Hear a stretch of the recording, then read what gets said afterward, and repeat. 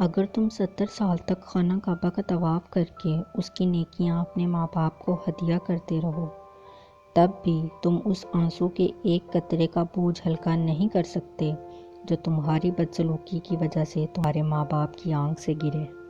ماں باپ کے پاس بیٹھنے کے 2 فائدے ہیں: آپ کبھی بڑے نہیں ہوتے اور ماں باپ کبھی بوڑھے نہیں ہوتے۔ یقین کریں، باپ دنیا کا واحد شخص ہے جو خود سے بھی زیادہ آپ کو کامیاب دیکھنا چاہتا ہے۔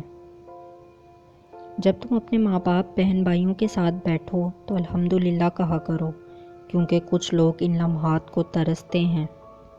ماں کی خدمت سے جنت تو مل جاتی ہے، مگر جنت کا دروازہ اس وقت کھلتا ہے جب باپ کی عزت کی جائے۔ ماں کا دھیما لہجہ اور باپ کا سخت انداز ہمارے معاشرے میں گھر کے ماحول کو معتدل و متوازن رکھتا ہے۔ ماں باپ سے کبھی شکوہ نہ کرنا کہ انہوں نے آپ کو کیا دیا، شاید ان کے پاس بھی ساری زندگی صرف یہی تھا۔ ہر بیٹی کا باپ بادشاہ نہیں ہوتا، پر ہر بیٹی اپنے باپ کے لیے شہزادی ضرور ہوتی ہے۔ وقت نے مجھے بہت اچھی طرح سمجھایا کہ سوائے تیرے ماں باپ کے کوئی بھی تیرے ساتھ مخلص نہیں۔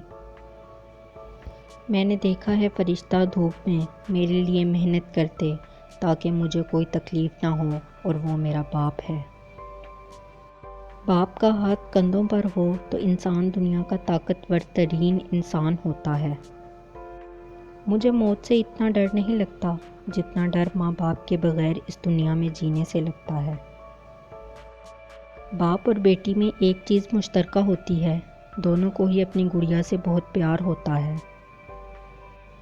نبی کریم صلی اللہ علیہ وآلہ وسلم نے فرمایا، جو اپنی ماں کی طرف محبت سے دیکھتا ہے اسے حج مقبول اور مبرور کا ثواب ملتا ہے۔ کتنے بھی پرفیوم لگا لو تم، لیکن جو خوشبو ماں کے دوپٹے سے آتی ہے اس کی بات ہی کچھ اور ہے۔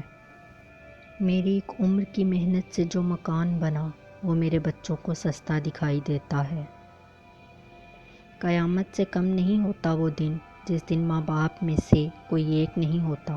اللہ پاک سب کے سروں پر والدین کا سایہ سلامت رکھے۔